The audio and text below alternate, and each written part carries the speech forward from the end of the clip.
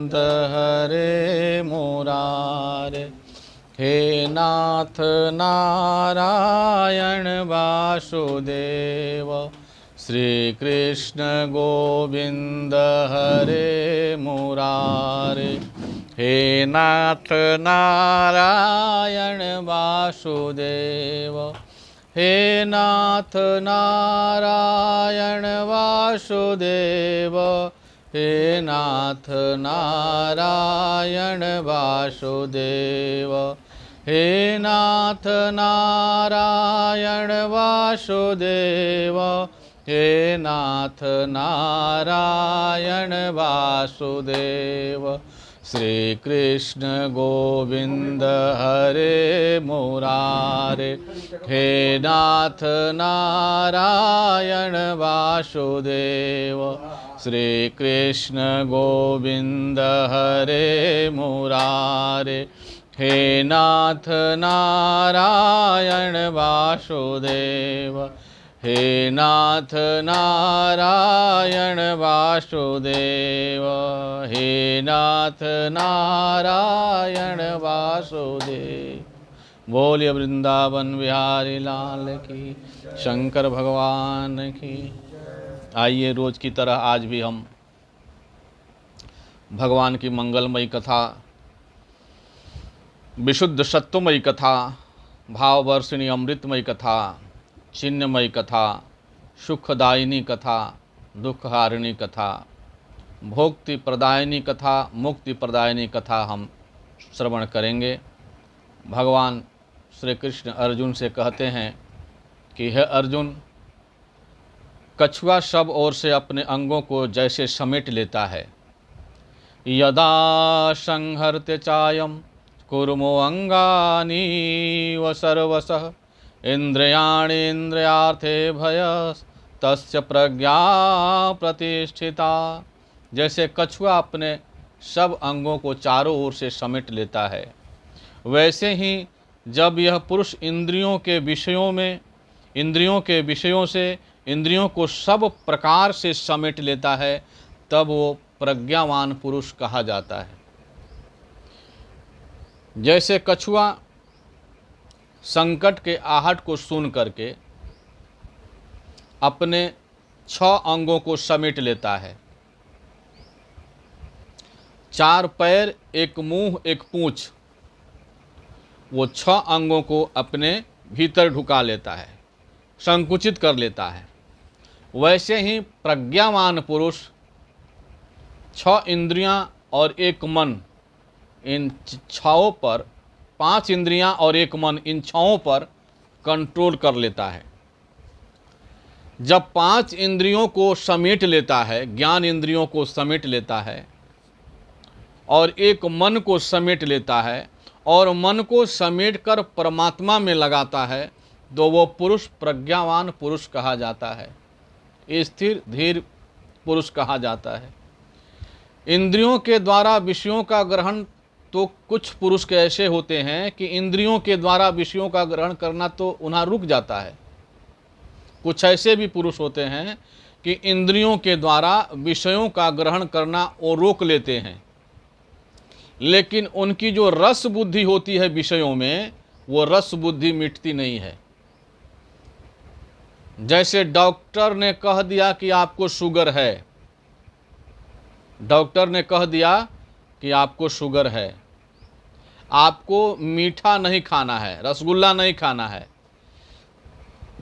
तो हम डॉक्टर के कहने पर तो रसगुल्ला का परित्याग कर दिए, पर मन अभी रसगुल्ला खाने के लिए कह रहा है। वैसे ही कुछ ऐसे पुरुष होते हैं जो इंद्रियों को बलात् रोक तो लेते हैं विषयों से, लेकिन उनकी रस बुद्धि अभी खत्म नहीं होती। इस प्रकार वो रस बुद्धि वाला पुरुष भी आसक्ति के कारण पूरा संसार में फंस जाता है। वो रस बुद्धि वाला पुरुष आसक्ति के कारण संसार में फंस जाता है, लेकिन प्रज्ञावान पुरुष का तो रस बुद्धि भी नष्ट हो जाता है। उसकी आसक्ति नहीं रहती विषयों में, उसकी आसक्ति मिट जाती है, रसमयी बुद्धि मिट जाती है। यत तो हयपि कौन्तेय पुरुषस्य विपश्चितः इंद्रियाणि प्रमाथिनी हरन्ति प्रसभम मनः। कह रहे हैं कि हे अर्जुन, आसक्ति का नाश न होने के कारण यह प्रमथन स्वभाव वाली इंद्रियां जब तक आसक्ति का नाश नहीं होगा, यत्न करते हुए भी बुद्धिमान पुरुष के मन को बलात् हर लेती है। भले बड़े बड़े विद्वानों के काले बात होता है कि बड़े बड़े विवेकी जन भी माया में फंस जाते हैं। ये इंद्रियां जब तक कंट्रोल में नहीं होती, ये मन जब तक कंट्रोल में नहीं होता, तो उस बुद्धिमान पुरुष के भी मन को बलात् इंद्रियां हर लेती हैं। अब मन इंद्रियों का मतलब जिस साधन के द्वारा, जिस करण के द्वारा हम विषयों को ग्रहण करते हैं, जिस करण के द्वारा, जिस साधन के द्वारा हम इंद्रियों के द्वारा जिस विषयों का ग्रहण करते हैं, उसे हम इंद्रियां कहते हैं। जैसे आँख, कान, नाक, जिह्वा, त्वचा आदि। ये जो ज्ञान इंद्रियां हैं, इससे विषयों का ज्ञान होता है, और विषयों का ज्ञान होने के बाद विषयों का हम संग्रह करते हैं। इसे कहते हैं इंद्रियां। ये उपकरण हैं, उपकरण हैं। इंद्रियां दो प्रकार की होती हैं, बाह्य इंद्रियां और आभ्यंतरिक इंद्रियां। ये जो आँख, कान, नाक, मुंह, जिह्वा आदि है, वो बाह्य इंद्रियां हैं। ये बाहर के तरह इनका प्रसारण होता है, इनका प्रसारण बाहर के तरफ होता है। आँख रूप बाहर के तरफ देखती है, कान शब्द बाहर से सुनता है, गंध जो है नाक बाहर से लेती है, जिह्वा रस बाहर से लेती है, त्वचा स्पर्श बाहर से लेता है। ये 5 ज्ञान इंद्रियों का 5 विषय है, और पांचों ज्ञान इंद्रियां अपने अपने विषय में प्रमाणित हैं। पांचों ज्ञान इंद्रियां अपने अपने विषय में प्रमाणित है, पर दूसरे विषय में वो प्रमाणित नहीं है। आंख रूप में प्रमाणित है, पर कान रूप में प्रमाणित नहीं है। नाक गंध में प्रमाणित है, पर आंख गंध में प्रमाणित नहीं है।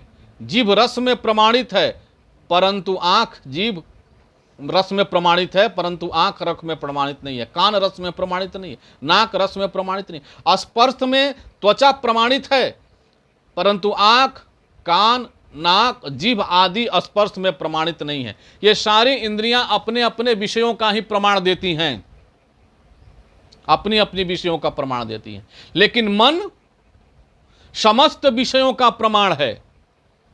लेकिन मन की स्थिति क्या है? बोले मन समस्त विषयों का प्रमाण है।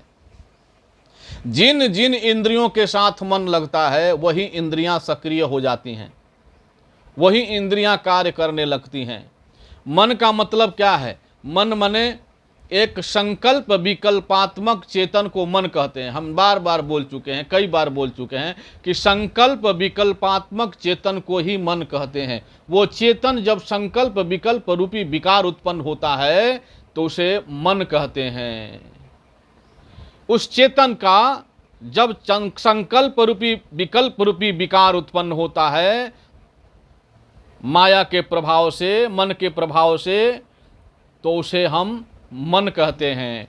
इस प्रकार से वह मन कैसा है? बोले करैली में जैसे कड़वापन सहज है, करैली में कड़वापन सहज है। जैसे आम के फल में मिठास सहज है, आम के फल में मिठास सहज है, वैसे ही मन में अहम वृत्ति सहज है। वो अहम वृत्ति के कारण मन जो है बार बार हमें कर्तापन का आभास कराती है।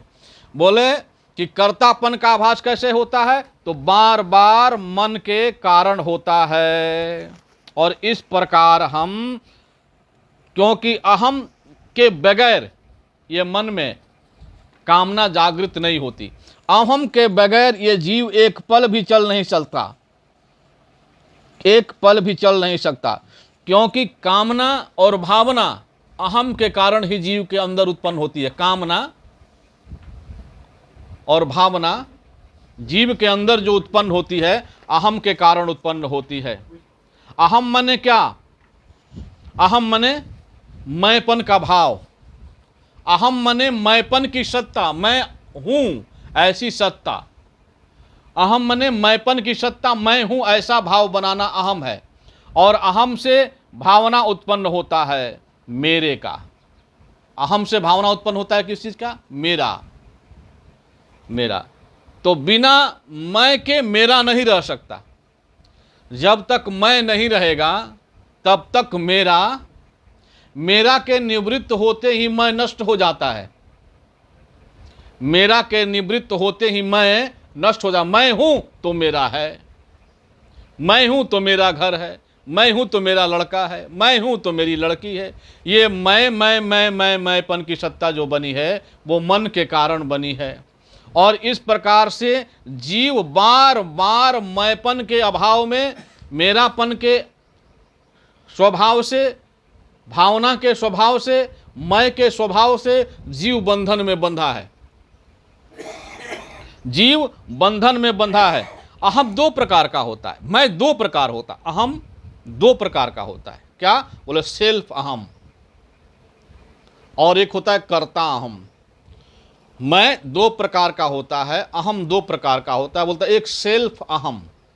सेल्फ अहम मतलब बच्चों में सेल्फ अहम होता है, वो मैं है, बच्चों में भी मैं है, छोटे छोटे बच्चों में मैं है, लेकिन उनका अहम सेल्फ अहम है। मतलब वो, उनका अहम में अभी कर्तापन का भाव उत्पन्न नहीं हुआ है। उनके अहम में 5 महीना 6 महीना के बच्चे में, 7 महीना के बच्चे में अभी कर्तापन का भाव उत्पन्न नहीं हुआ। उसका अहम अस्तित्व से एक है, उसका अहम अस्तित्व से एक है, अपने आप को अस्तित्व से अलग नहीं समझ रहा है। क्योंकि बच्चे के सामने अगर सांप रख दीजिएगा तो वो सांप को पकड़ लेगा, तुरंत भयभीत नहीं होगा। अगर बच्चे के सामने सांप रख दीजिए तो सांप बच्चे को पकड़ लेगा, क्योंकि वो अभी अस्तित्व से एक है। उसका कर्तापन अभी जागृत नहीं हुआ, उसका अहम अभी कर्तापन से युक्त नहीं हुआ है, वो पकड़ लेगा, आग को पकड़ लेगा वो। लेकिन जब वही बच्चा 2 साल का हो जाएगा, उसका कर्तापन का अहम जागृत हो जाएगा, उसका हर कार्य अपने कर्तापन के भाव से होने लगेगा, तो वो बच्चा सांप को नहीं पकड़ेगा। अब ये जो मैं है, मैं और मेरा, इसी के कारण जीव बंधन में पड़ा है। मैं और मोर तोर ते माया, मैं और मेरा ही माया है।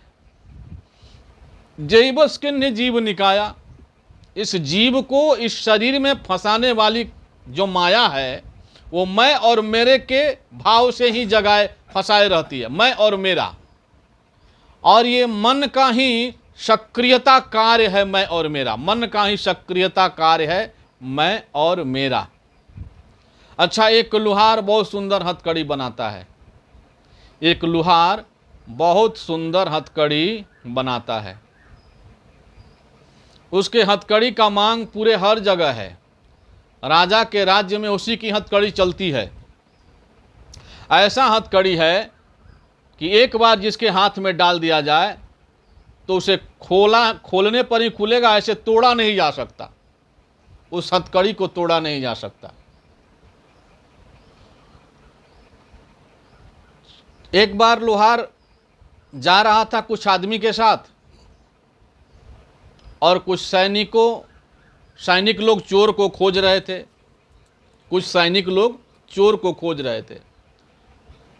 अब चोर भी उन्हीं आदमियों में प्रवेश कर गया जिसमें लुहार जा रहा था, उसी झुंड में चोर प्रवेश कर गए। अब सैनिक जब देखे कि महाराज ये सारे के सारे लोग चोर ही हैं, अरे महाराज चोर के संगे रहबो तो चोरे कहबो, तो ये तो सबके सब चोर हैं। राजा के सैनिकों ने पकड़ करके सबको हथकड़ी लगा दिया, राजा के सैनिक पकड़ करके सबको हथकड़ी लगा दी और एक गड्ढे में डाल दिया, एक गड्ढे में डाल दिया, इसी में भूख से तड़पो मरो।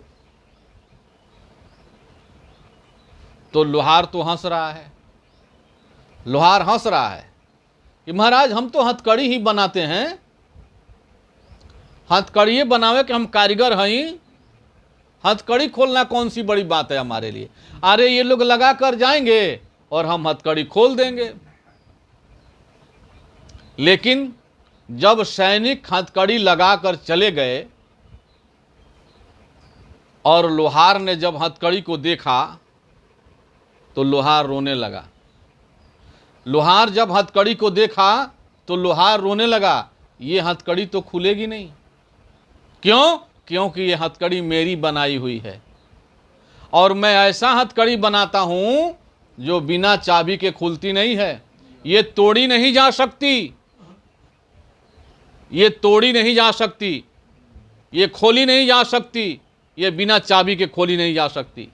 अब तो लोहार रोना, अपने ही हथकड़ी बनाए हुए हथकड़ी में लोहार अपने बंधा हुआ है, अपनी बनाई हुई हथकड़ी है और अपने ही लोहार बंधा है और रो रहा है।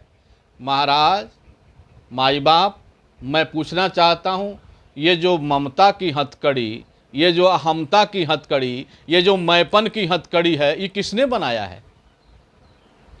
ये अहमता और ममता की हथकड़ी किसने बनाया है? ये मैपन की हथकड़ी किसने बनाया है? ये हमने स्वयं बनाया है, हमने स्वयं तैयार किया है। और जैसे मकड़ी जाल को बना करके जाल में फंसी रहती है, वैसे ही हमने इस संसार को बनाया है और संसार में फंसे हुए हैं। ये जितना भी संसार दिखाई दे रहा है, विदित हो रहा है, ये किसी दूसरे ने नहीं बनाया, ये सब आपने बनाया हुआ है। और परमात्मा के बनाए हुए संसार में जीव कम फंसा है, अपने बनाए हुए संसार में ज्यादा फंसा है। जीव परमात्मा के बनाए हुए संसार में कम फंसा हुआ है और अपने बनाए हुए संसार में ज्यादा फंसा हुआ है। यहीं पर हम विचार कर लें, यहीं पर देख लें, तो क्या परमात्मा के बनाए हुए संसार में हम ज्यादा फंसे हैं कि अपने बनाए हुए संसार में ज्यादा फंसे हैं? ये घर किसने बनाया? ये घर हमने बनाया। ये चौकी किसने बनाया? हमने बनाया। ये पलंग किसने बनाया? हमने बनाया। कूलर किसने बनाया? हमने बनाया। कुर्सी किसने बनाया? हमने बनाया। ये टेबल किसने बनाया? हमने बनाया। लैपटॉप मोबाइल किसने बनाया? हमने बनाया। यहाँ कोई भी एक भी चीज परमात्मा का बनाया हुआ दिखाई दीजिए, हमको दिखा दीजिए। यहाँ एक भी चीज परमात्मा का बनाया हुआ दिखा दीजिए हमको। और आप फंसे किस में हैं? इसी में आप फंसे किस में? घर में, है पलंगिया में, है कूलरवा में, है कुर्सिया में, है मकान में, दुकान में। ये किसका बनाया हुआ है माई बाप? ये स्वयं जीव ने स्वयं तैयार किया है और अपने ही बनाए हुए हथकड़ी में जीव स्वयं बंधा पड़ा है और परमात्मा का स्मरण नहीं करता, इसको चाबी नहीं मिलती और ये खोल नहीं पाता। बड़ी विचित्र बात है, इसको चाबी मिलती नहीं और ये खोल नहीं पाता।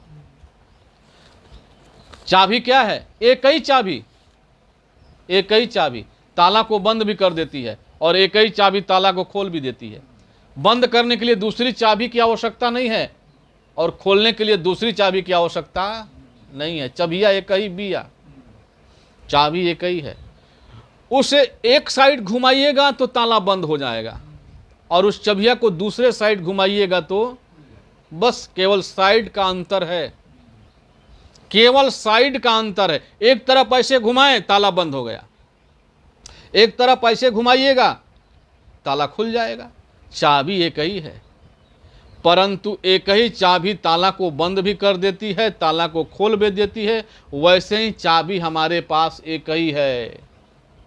एक ही चाबी ताला को बंद भी कर देगा और एक ही चाबी ताला को खोल भी देगा। वो चाबी क्या है? बोले मन। वो चाबी क्या है? बोले मन। मन रूपी चाबी अगर परमात्मा में लग जाएगी, मन रूपी चाबी अगर परमात्मा में लग जाए तो हमारा बंधन खुल जाएगा।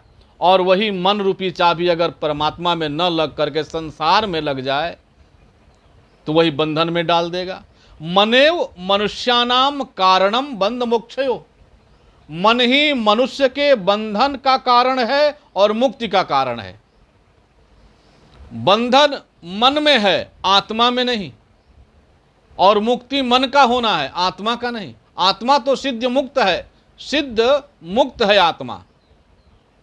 मन बंधन में डाले हुए है जीव को। तो मन का बंधन क्या है? बोले अहमता और ममता।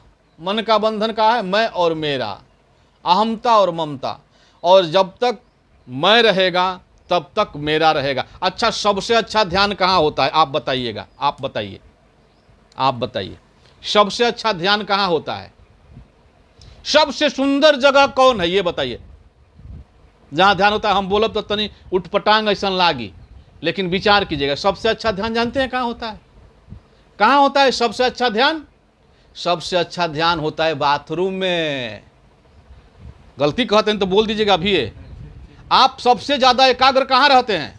सुनने में उठपटांग लागता नु, कितना उठपटांग लागता। आप सबसे ज्यादा एकाग्र कहाँ रहते हैं?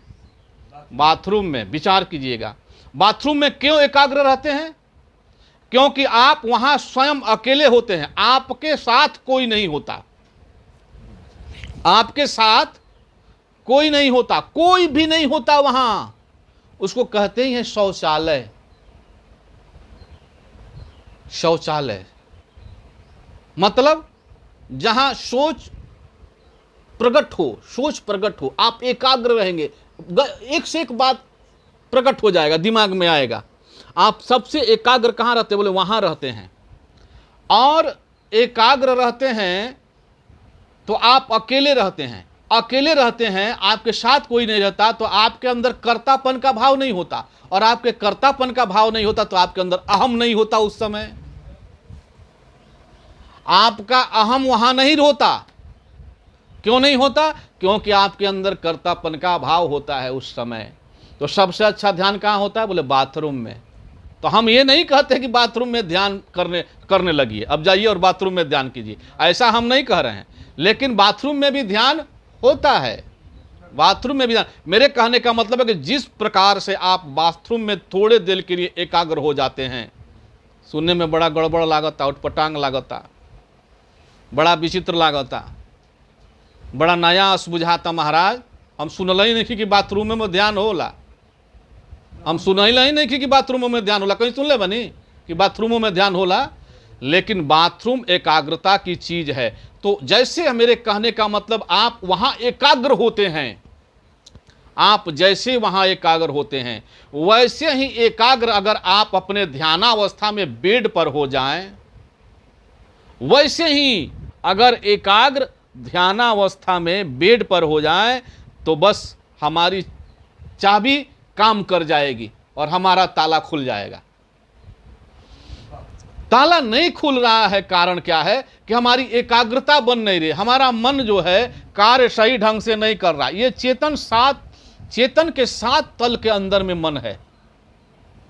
ये चेतन जो है ना, चेतन के 7 तल के अंदर में ये मन विद्यमान है। और मन बड़ी विचित्र काम कर रहा है। बोल रहे हैं ये 7 चक्र के अंदर में है। पहला चक्र क्या है? तो बोले मूलाधार चक्र। और मूलाधार चक्र किस पर काम करता है?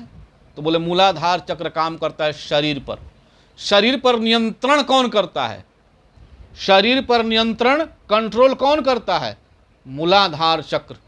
मूलाधार चक्र के द्वारा ही शरीर कंट्रोल में किया जाता है।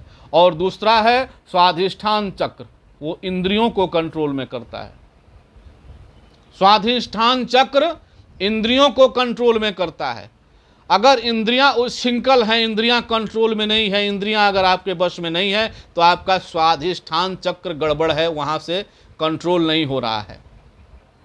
और तीसरा अवस्था में है मणिपुर चक्र, प्राण को कंट्रोल करता है।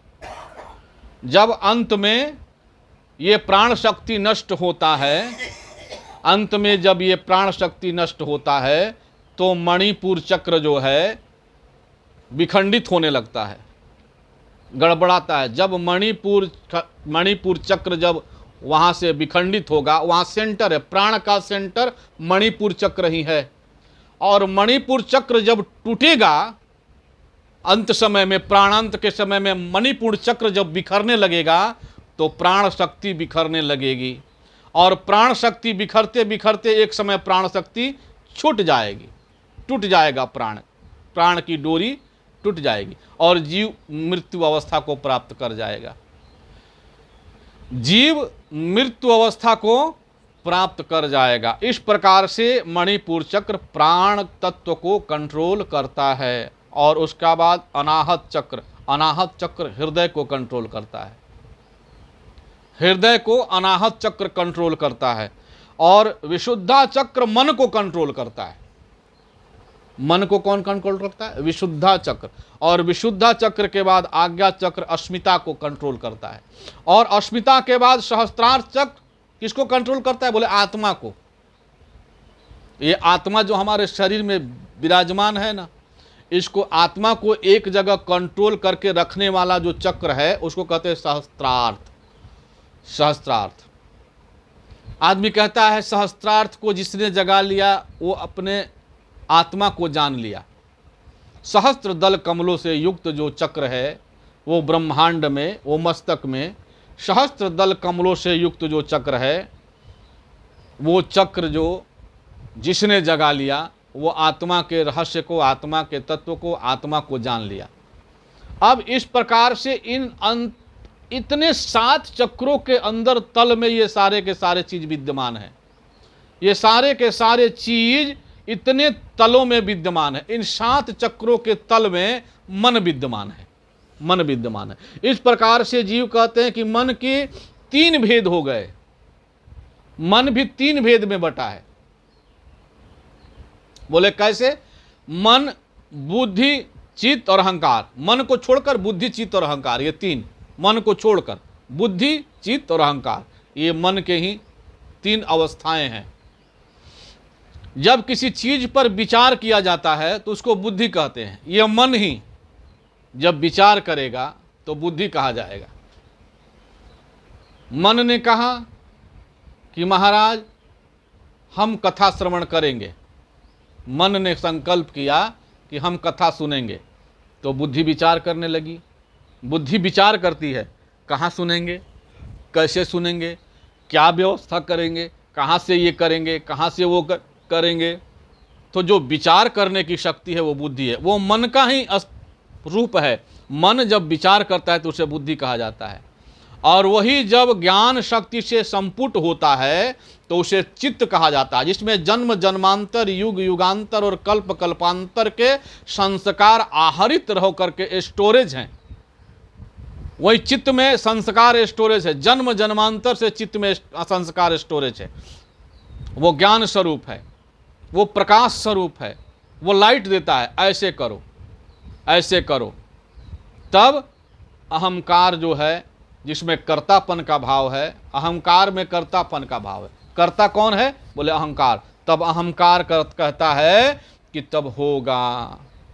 अहंकार खूंटा गाड़ देता है, कहता है होगा, कहाँ हुई, तो ऐजे हुई, ऐसे हुई, ऐसे हुई। चित्त ने पूरा चित्रण किया और अहंकार ने खूंटा गाड़ दिया, कर्तापन कर दिया कि यहाँ होगा, ऐसे होगा। जब फलनवा करा लिया तो हम ना करा ले, बहुत चिलनवा करा लिया तो हम ना करा ले। अरे का लगी 6 लाख रुपया उनकर लागा रहे तो 6 लाख हमरो लागी, लेकिन हम भी करा लेंगे। जैसे उन्होंने करा लिया वैसे मैं भी करा लूंगा। ये कर्तापन का भाव अहंकार में है। ये मन के ही 3 तल हैं। मन की 3 अवस्था है, बुद्धि, चित्त और अहंकार। और इस प्रकार से कहते हैं कि यत् ततो हयपि कौन्तेय पुरुषस्य विपश्चितः इंद्रियाणि प्रमाथिनी हरन्ति प्रसह मनः। कहते हे अर्जुन, आसक्ति का नाश न होने के कारण, जिसकी आसक्ति का नाश नहीं हुआ है, वो प्रमथन स्वभाव वाली इंद्रियां यत्न करते हुए बुद्धिमान पुरुष के मन को भी बलात् हर लेती है। इंद्रियां बलात् हर लेती हैं। इसलिए साधक को चाहिए कि वह उन संपूर्ण इंद्रियों को वश में करके, उन संपूर्ण इंद्रियों को वश में करे और वश में करके समाहित चित्त होकर, मेरे परायण होकर ध्यान में बैठे और ध्यान में बैठकर मेरे स्वरूप का बार बार चिंतन करे। जिस पुरुष की इंद्रियां वश में हो जाती है उसी की बुद्धि स्थिर कही गई है। जिसकी इंद्रियां बस में हो जाती हैं उसी की बुद्धि स्थिर कही गई हैं। अच्छा बताइए, हम कहे हैं, कई बार कहे हैं कि एक व्यक्ति एक छुरी को रामायण सुना रहा है। एक व्यक्ति छुरी चक्कू जो है उस छुरी को पूजा के स्थान पर रख दिया और पूजा के स्थान पर रख करके उसको रामायण सुनाता है, रोज रामायण सुनाता है, गीता सुनाता है, भागवत सुनाता है, उस पर फूल अक्षत चंदन दूब चढ़ाता है, धूप बत्ती दिखाता है, उसकी पूजा करता है।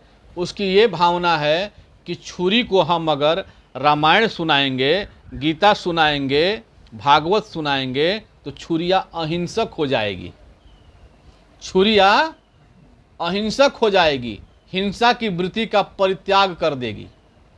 अच्छा ये बताइए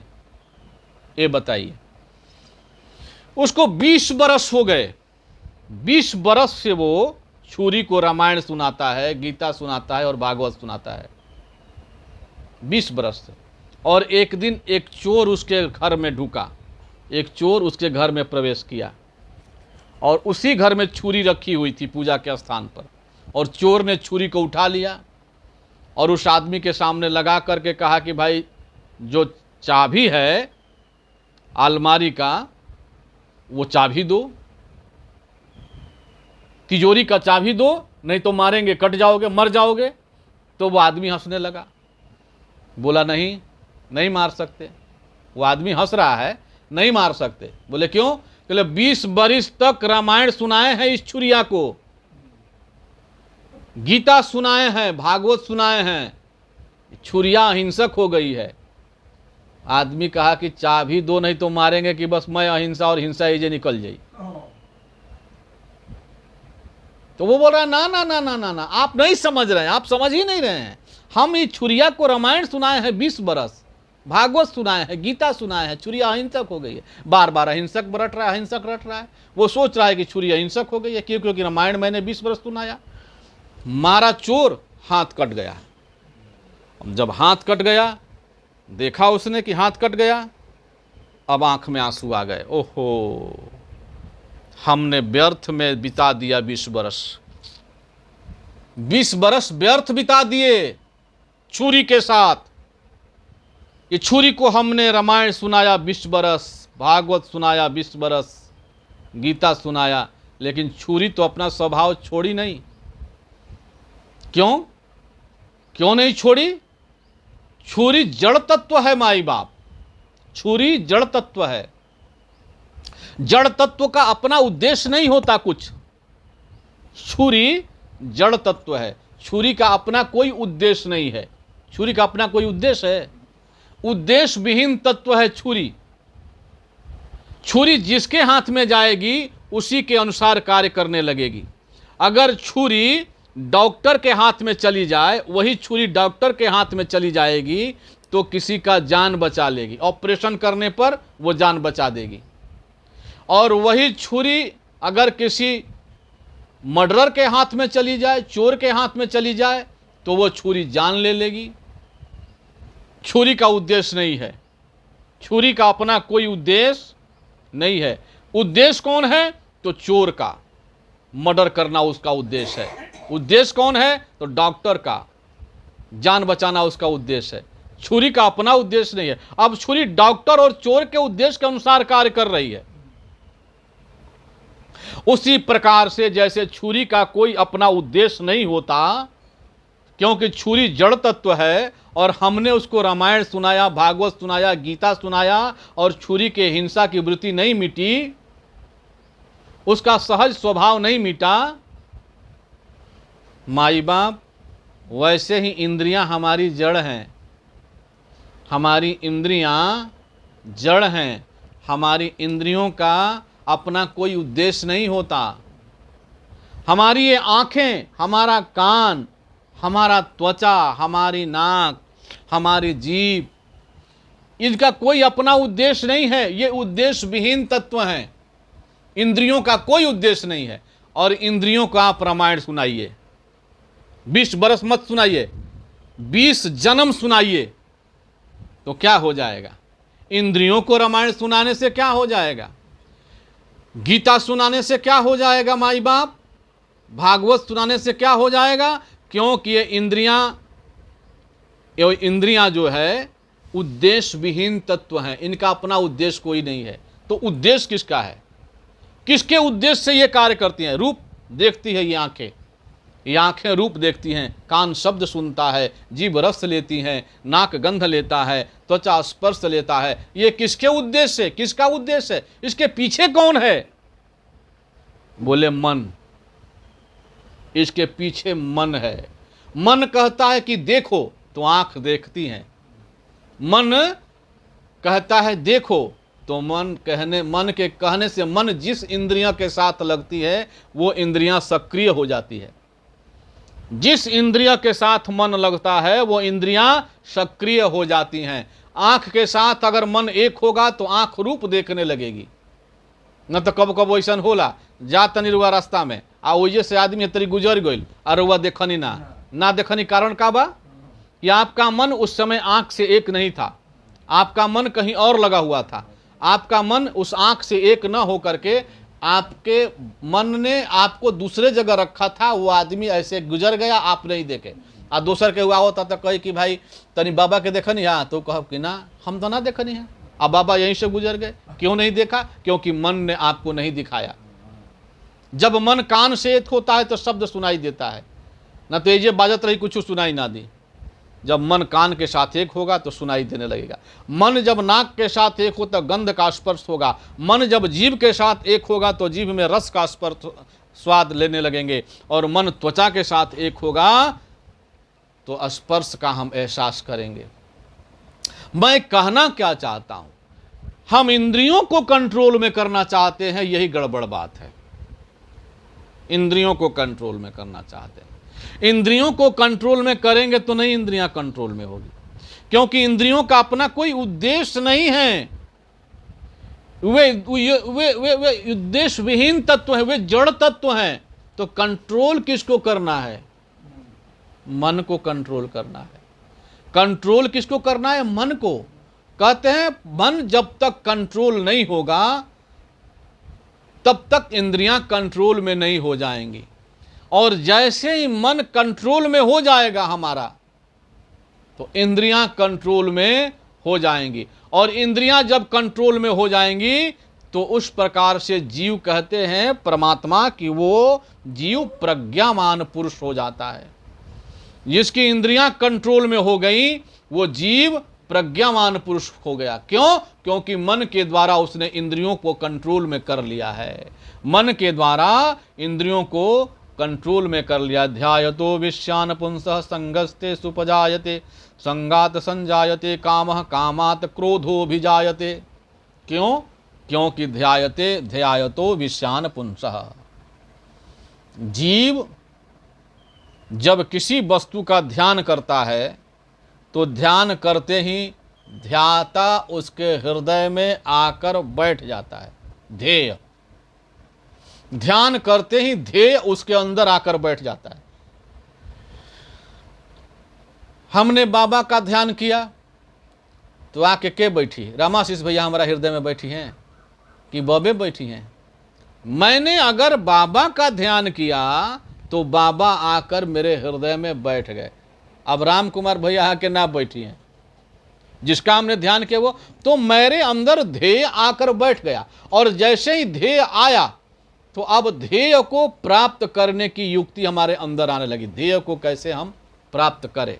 क्यों? क्योंकि विषयों के साथ, उस ध्येय के साथ मेरा एकाकार वृत्ति हो गई। हम उसके साथ एक हो गए। ध्येय और ध्याता दोनों एक हो गए। बोले ध्यायतो विश्यान पुंसः। ध्येय और ध्याता दोनों एक हो गए। अब ध्याता ध्येय को चाहने लगा, अब उसके लिए बार बार सोचता है। उसकी दोनों की संग बुद्धि हो गई, एकाकार वृत्ति हो गई। और दोनों की एकाकार वृत्ति होने के साथ कहता है वो मुझे चाहिए। संगात संजायते काम, और संग हो गया। संग होने से काम उत्पन्न हो गया, काम उत्पन्न हो गया, राग उत्पन्न हो गया। अब काम उत्पन्न होगा तो कामात क्रोधो अभिजायते। अब काम में विक्षेप पड़ा। काम मने का, काम मने कौ मने सुख, आम मने कच्चा। कौ मने सुख, आम मने कच्चा। जो कच्चा सुख है उसे काम कहते हैं। जो कच्चा सुख बा उसको काम कहते हैं, और जो पक्का सुख है उसको राम कहते हैं। बोलो वृंदावन बिहारी लाल की। जो कच्चा सुख है वो काम है, जो पक्का सुख है वो राम है। बोलते हैं काम को, काम के बीच में अगर विक्षेप पड़ा तो क्रोध उत्पन्न हो गया, क्षणिक पागलपन, टेम्पररी माइंडलेस। और टेम्पररी माइंडलेस जब आदमी होता है तो कह रहे हैं क्रोधात भवति सम्मोह, वो जीव मोहित हो जाता है। अब उसको सत्य असत्य का ज्ञान नहीं रहता, सही गलत का ज्ञान नहीं रहता है। असम्मोहात स्मृति विभ्रम। अब जैसे ही मोह उत्पन्न हुआ, स्मृति भ्रमित हो जाती है, उस वस्तु के प्रति जीव का मोह हो जाता है, क्रोध उत्पन्न होता है और मोह उत्पन्न होता है, और मोह उत्पन्न होते हुए स्मृति भ्रमित हो जाती है और क्षणिक पागलपन उसके ऊपर सवार हो जाता है, टेम्पररी माइंडलेस। हमारे गुरुजी कहते थे कि आपके अंदर जो पीत की ग्रंथि है, वो पीत की ग्रंथि का मुंह खुल जाता है क्रोधावस्था में। हमारे अंदर प्रीत की ग्रंथि है, तो जैसे ही हमें क्रोध उत्पन्न होता है तो प्रीत की ग्रंथि का मुंह खुल जाता है और पूरा प्रीत की ग्रंथि से पीत हमारे शरीर में प्रभावित होने लगता है। और जब प्रभावित होने लगता है तो हमें क्रोध की स्थिति जागृत हो जाती है। और जब जीव शांत होता है तो पीत की ग्रंथि का मुंह बंद होता है, कामे भर अपन काम करतिया। बोले इस प्रकार से कहते हैं स्मृति भ्रमसाद बुद्धिनाशो बुद्धिनाशात प्रणश्यति। अब इस प्रकार स्मृति नष्ट हो जाती है। जीव की क्रोध आएगा तो भ्रम उत्पन्न होगा, मोह उत्पन्न होगा, स्मृति नष्ट हो जाएगी और स्मृति के नष्ट होते ही बुद्धि का नाश हो जाएगा, बुद्धि का हरण कर लेगा वो। एक ही विषय आपके बुद्धि का हरण कर लिया और बुद्धि का हरण करके आपको नाश के तरफ ले जाएगा। बुद्धि नाशात प्रणश्यति। बुद्धि के नाश होते ही जीव का नाश हो जाता है। अर्जुन कहते हैं कि इस प्रकार से, परंतु तू हे अर्जुन अपने अधीन किए हुए अंतःकरण वाला साधक, जिसने अपने अंतःकरण को, मन बुद्धि आदि को, अंतःकरण को अपने अधीन किए हुए है, अपने वश में किए हुए है, राग द्वेष से रहित इंद्रियों द्वारा। राग और द्वेष से रहित इंद्रियां, इंद्रियों में दो विकार है, राग और द्वेष। इंद्रियों का राग और द्वेष रूपी विकार इंद्रियों द्वारा विषयों में विचरण करता हुआ अंतःकरण की प्रसन्नता को प्राप्त होता है। वो राग और द्वेष का जब जीव परित्याग करता है इंद्रियों से, तो राग द्वेष का परित्याग करते ही जीव अंतःकरण में प्रसन्नता को प्राप्त करता है। और कहा, बोले प्रसन्नता ही तेरा सहज स्वभाव है। हे अर्जुन, प्रसन्नता ही तेरा सहज स्वभाव है। जैसे करेले का सहज स्वभाव कड़वापन है, जैसे आम का सहज स्वभाव मिठास है, उसमें सहज स्वभाव है मिठास आम में, वैसे ही तेरा सहज स्वभाव है प्रसन्नता। प्रसन्नता, तृप्ति, जल का सहज स्वभाव है तृप्ति, वैसे ही सहज स्वभाव है तुम्हारी प्रसन्नता। लेकिन तुम में अप्रसन्नता रूपी विकार मिल गया है। तुम्हारे प्रसन्नता में अप्रसन्नता रूपी विकार मिला हुआ है। जैसे जल में नमक रूपी विकार मिल जाए तो नमकीन हो जाएगा जल। नमक विकार है जल में, उसके असली स्वभाव से उसको दूर कर देता है। चीनी विकार है जल में, चीनी जल में विकार है, उसको अपने असली स्वभाव से अलग कर देता है। पारस और संत में बहुत अंतरो जान। पारस तो सोने को लोहा करे पर पारस तो लोहे को सोना करे पर संत करे आप समान।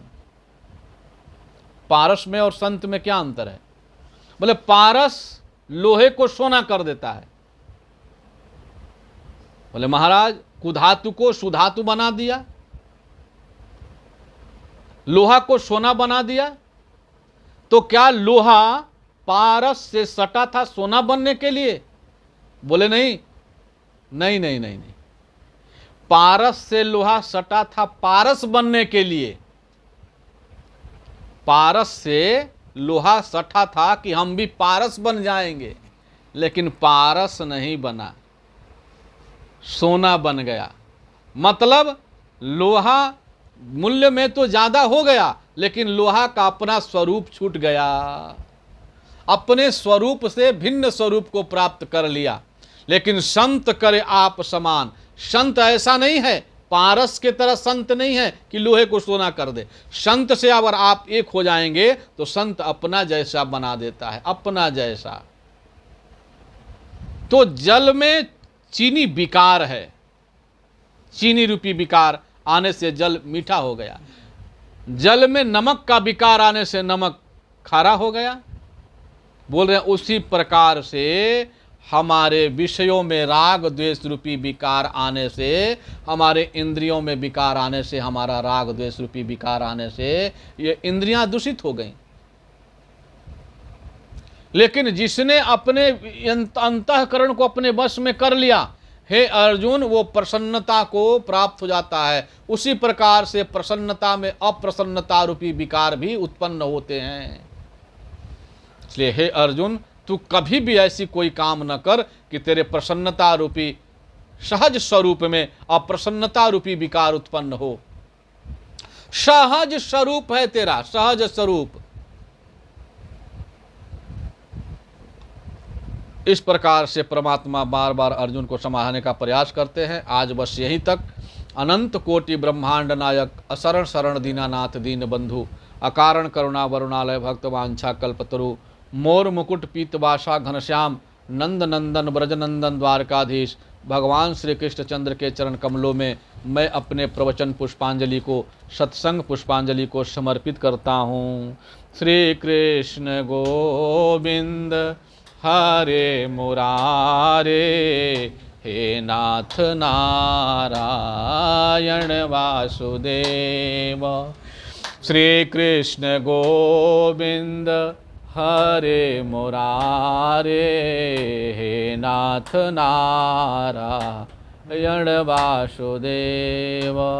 हे नाथ नारायण वासुदेव, हे नाथ नारायण वासुदेव, हे नाथ नारायण वासुदेव, हे नाथ नारायण वासुदेव।